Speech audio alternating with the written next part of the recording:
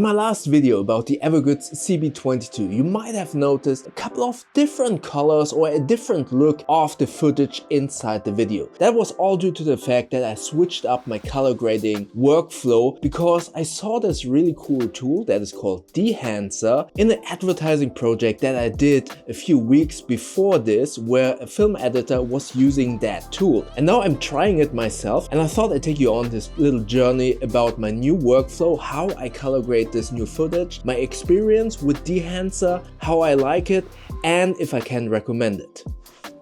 Okay, full transparency. I would say about a year ago, Dehancer already contacted me. And I have to say, sorry Dehancer for not replying earlier, because when they contacted me, I was in so many projects and you know the saying, never change a running system. So I didn't want to install this plugin into my editing system whilst being in a couple of big projects, which is why it took me so long to actually install the plugin on my computer. And 2 weeks ago, I was editing this car commercial where there was another film editor and he was actually using Dehancer on a project. And I was like, wow, that footage looks amazing. What are you using? And he was like, I'm using Dehancer. That was when I was like, oh, maybe I should try that myself because it looks really good. So I tried it. And then I remembered, oh, Dehancer contacted me last year. So I contacted them and said, hey, sorry for never properly replying. And I saw your program and I'm really impressed by the footage that is coming out of the Dehancer plugin. And they said, yeah, you still want to try it and maybe you want to share a discount code? And I was like, yeah, sure, because I already saw what the plugin was able to do. So they gave me a full license and a 10% discount to give to you. However, like all of my videos, and they actually said this to me as well, all of my opinions are my own. They want me to do an unbiased review about their plugin, and more importantly, they don't see this video before you do. Everything that I say in this video is based on my own opinion and my own experience. And yeah, I'm going to tell you what I like about this, what I don't like about this, and how I'm going to color grade my videos in the future. And again, all of this are my own opinions, my own experience, and yeah, let's go into the video.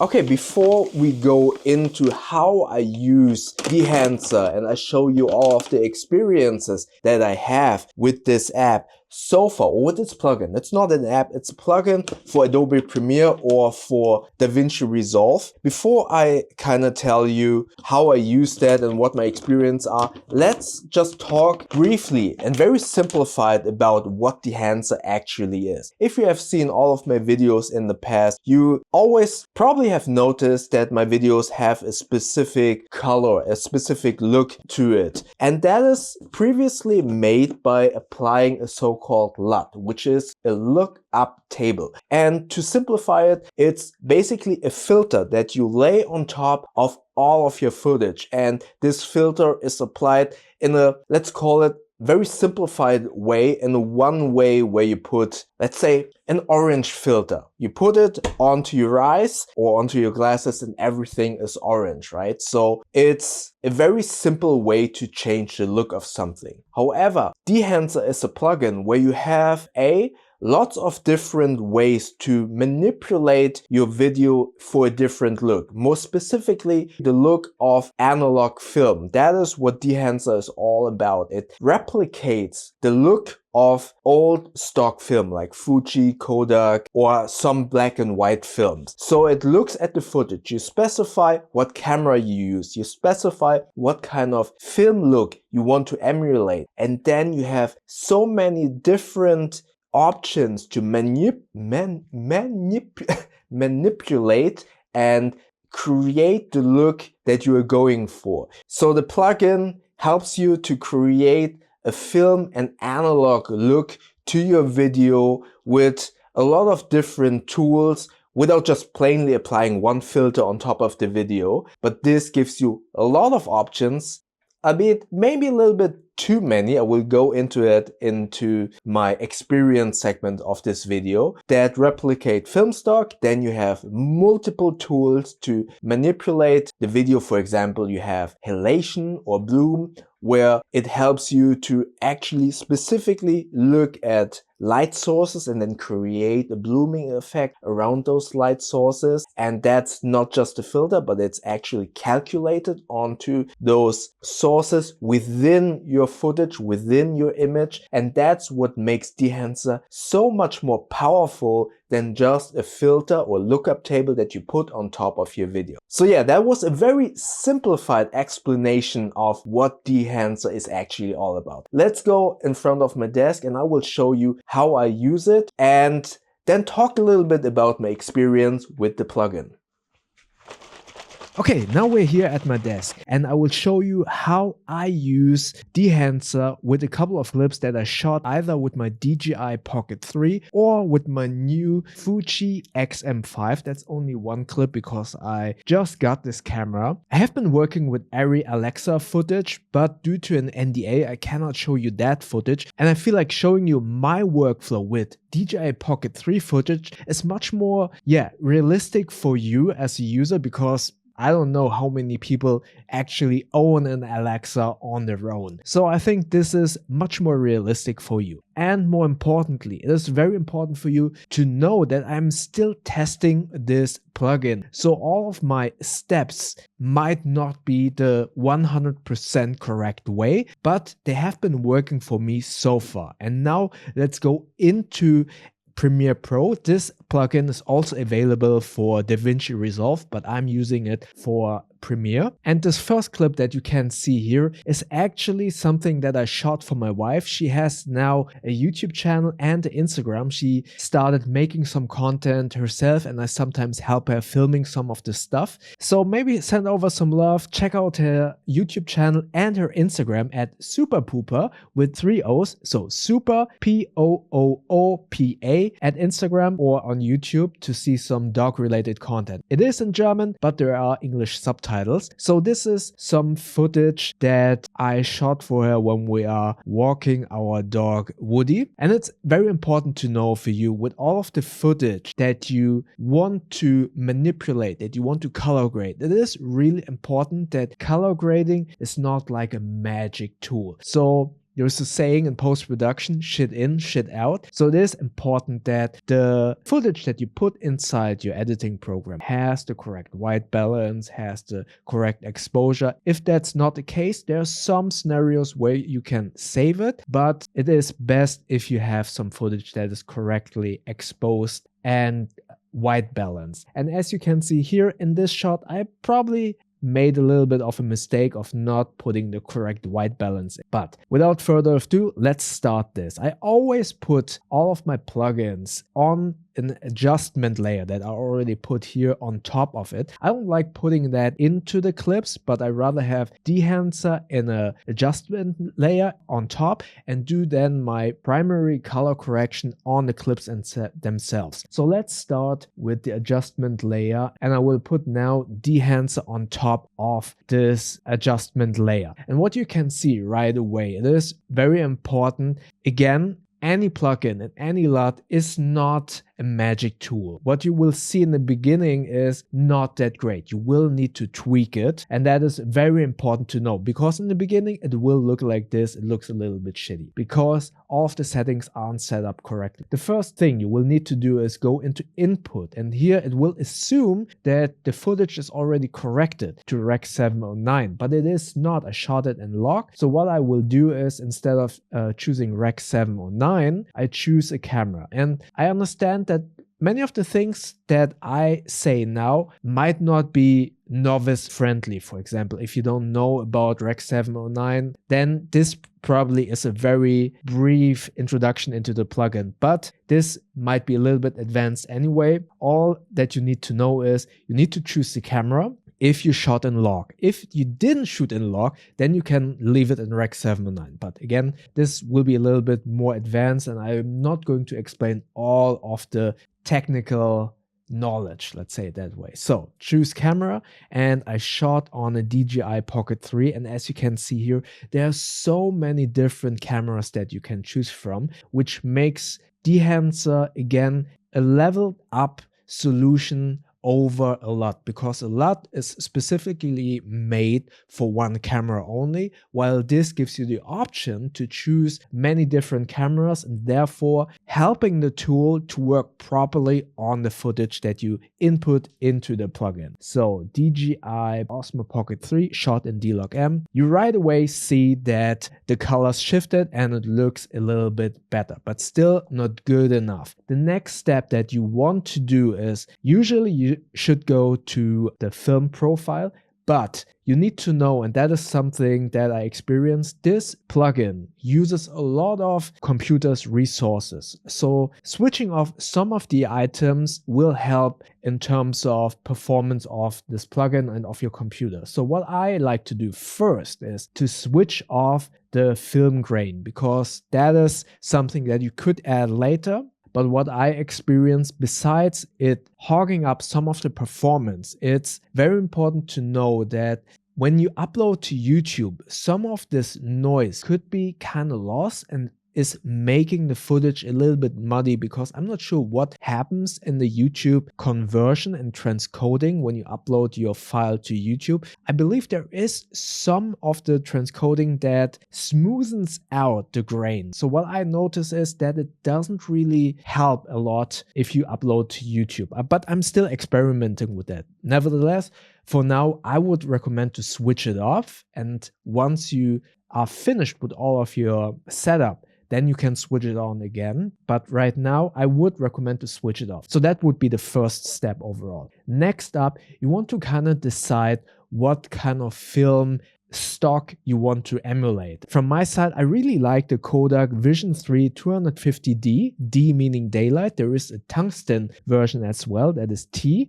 So you kind of want to see what light you were shooting in. Daylight meaning outside, T meaning tungsten. You can see that this switched over. Although I made it in tungsten, it looks much better now, because as I said previously, I kind of messed up the white balance when shooting this. This already looks a little bit better than the 250D. So let's keep it like that. Next up that you want to do is go into the expand section. This will kind of help you to balance out the white and the black point. So for example, if I go out to the white point and switch it over to 120 to the far right, then you can see it goes darker. If I go all of the way to the left, it goes brighter. So you can kind of adjust the white point of this. And yeah, let's keep it there at 98. Black point the same. You can darken the dark spots or brighten them up. So I want to have a little bit more contrast there. So put it to 12.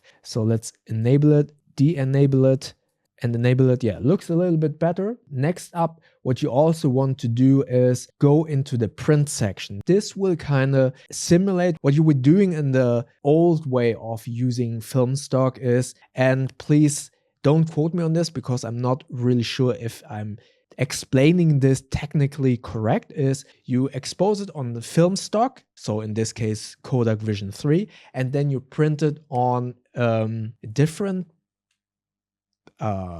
film or paper. Not sure if that's technically correct, but you can here choose the different papers that you can print it on. So right now it's on linear.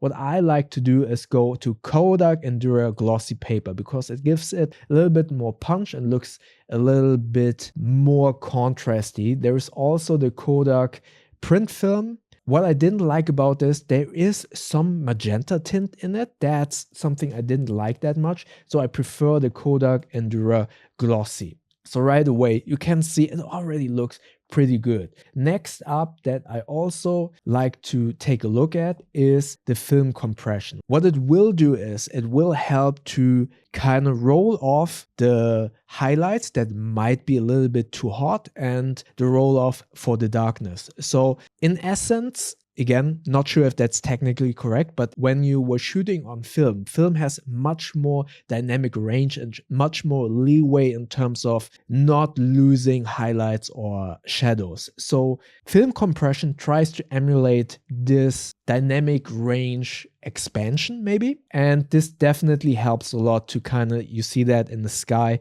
where it kind of dims down those highlights a little bit. Oh, in print, you also want to switch on analog range limiter just to preserve some of the hot areas that are a little bit too bright. So that's what I would usually do at first. And as you can see here, it already looks much better than, let's switch it off, switch it on.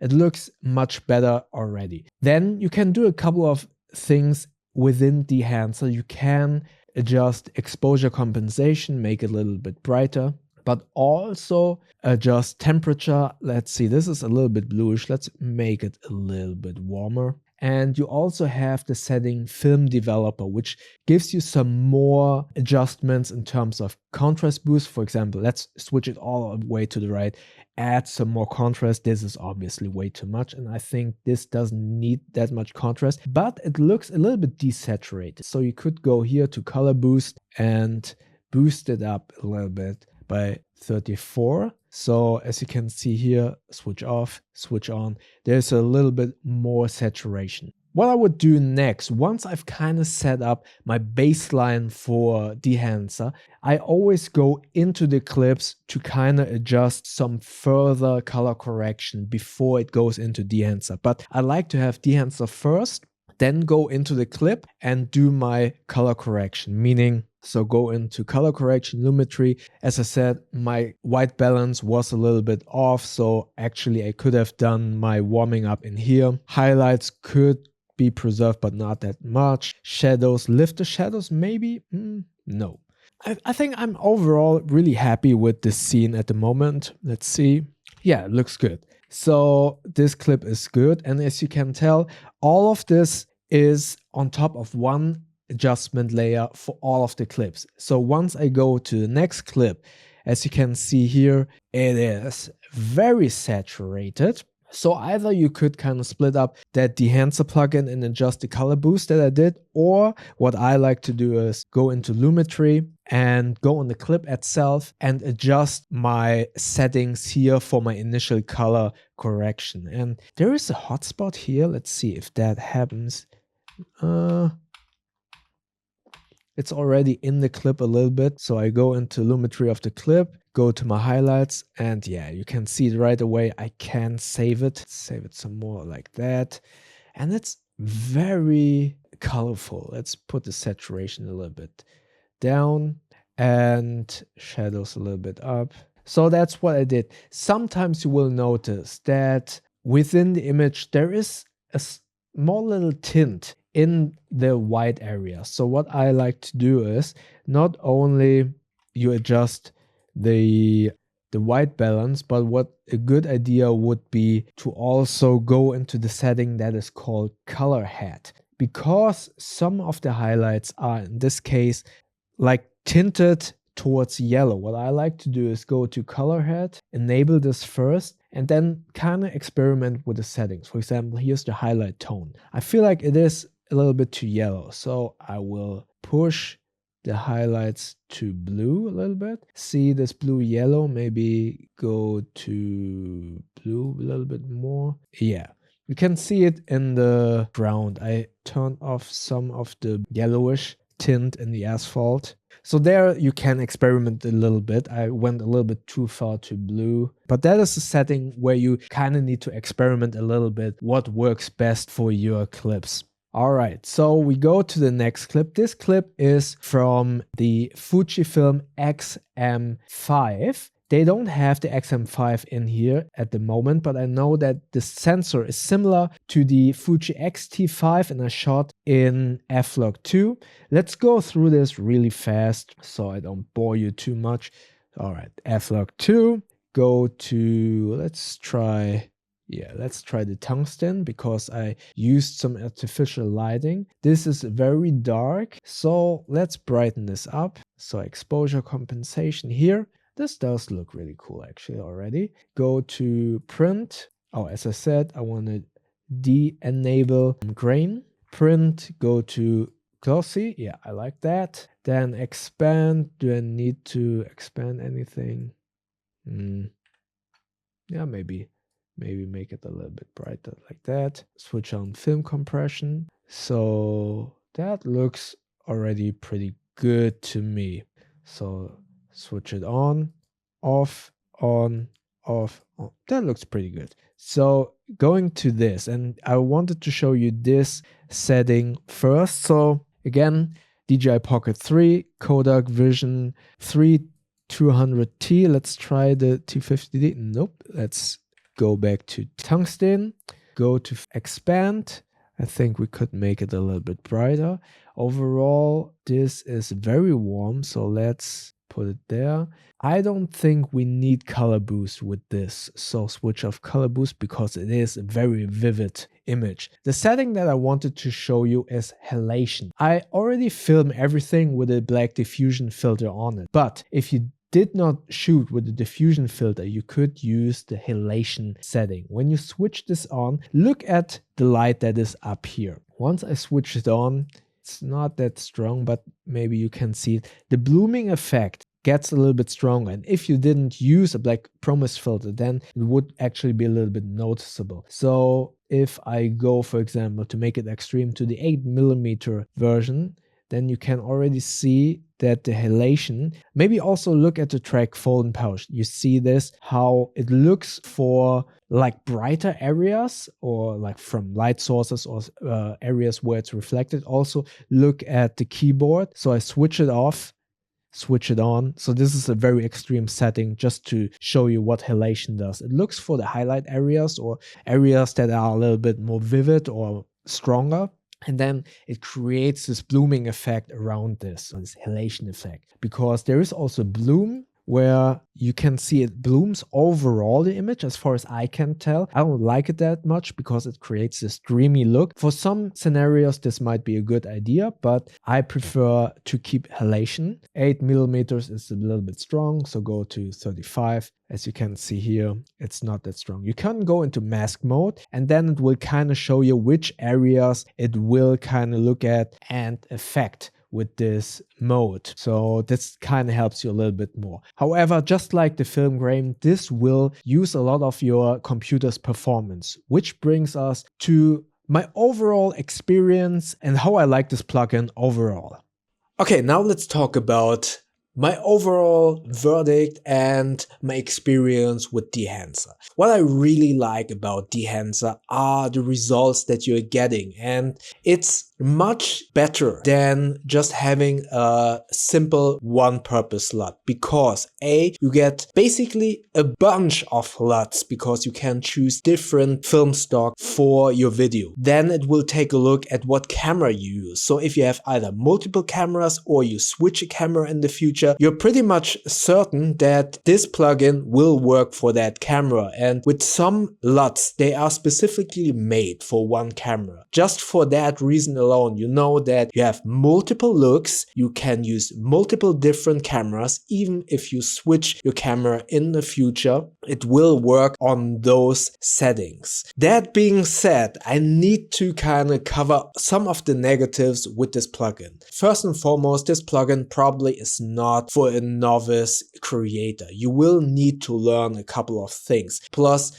all of the settings and all of the film looks, there are so many film looks, film stocks that are being replicated, that it is very overwhelming in the beginning. More importantly, once you kind of switch through those single film emulations or film looks, they don't look that great in the beginning. You will need to tinker with all of the settings to finally tune in the look that you want. So in the beginning, as I said, just choosing the film stock and then diving into all of the settings to make it look properly the way you want will need a lot of learning and a lot of experience and knowledge in the beginning. So this is not necessarily something for someone who is just beginning. That being said, once you have everything dialed in and you kind of know what you need to tweak to make it look perfectly, and basically that is the gist of color grading. There's so much that you need to learn and that you need to cover, but this takes out some of those steps that might be a little bit complicated in the beginning because you just don't know how to achieve a look. This will help you immensely, but